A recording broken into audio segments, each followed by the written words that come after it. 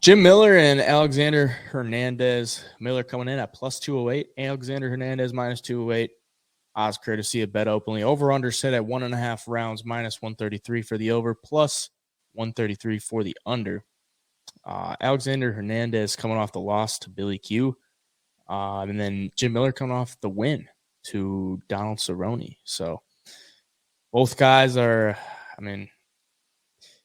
Jim Miller's 39, kind of at a different stage in his career. Alexander Hernandez has beaten quite a few decent guys. I mean, he's beaten Beneil Dariush. He's been around in the UFC for a little bit, and he's kind of up and down. He's just kind of got like some cardio problems. He'll go for it and then gas himself out if he doesn't get it.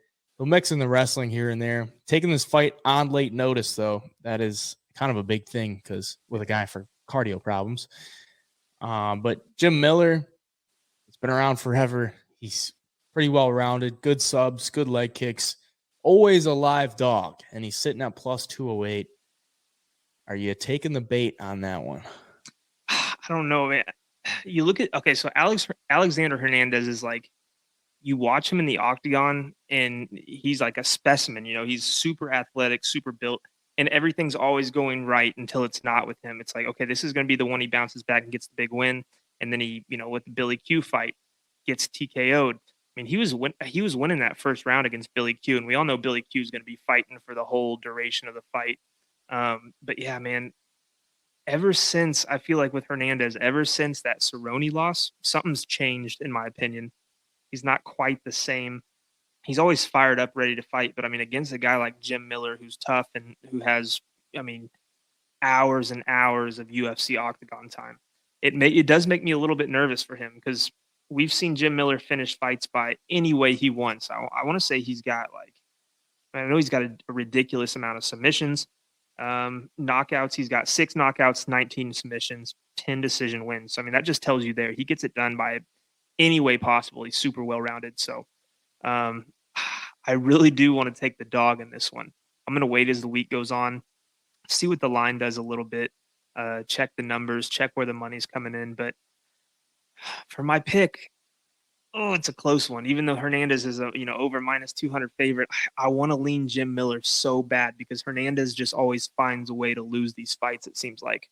And Jim Miller has been in there so much and has so much experience and knows what he's doing anywhere this fight goes. I'm going to stick with Jim Miller. I think he could surprise some people this week. So yeah, that's going to be the pick. Yeah, this one's tough. It's tough though. It's tough from a betting standpoint. I don't know if the money line on either side is the right play, to be honest. But for the pick, I got to stick with Miller. I got a feeling about him. Yeah, I mean, if you like Alexander Hernandez, probably take him inside the distance or even around 1 or 2. Because the guy, I mean, he had Billy Q like bleeding.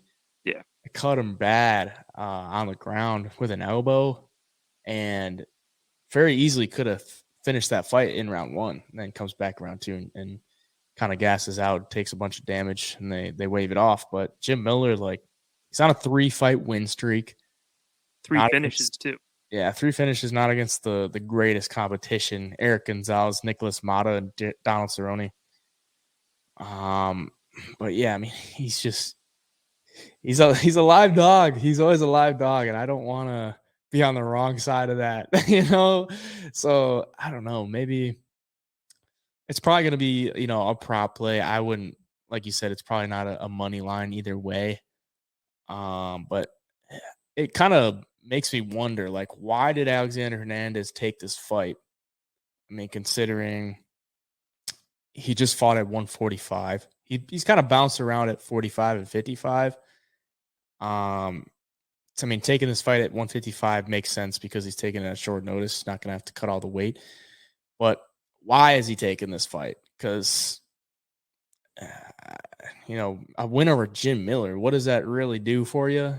Probably not a lot. I mean, he was taking on top contenders. I mean, he was fighting Renato Moicano last year at this time, who's, not, I wouldn't say a top contender, but I mean, he's a bigger name.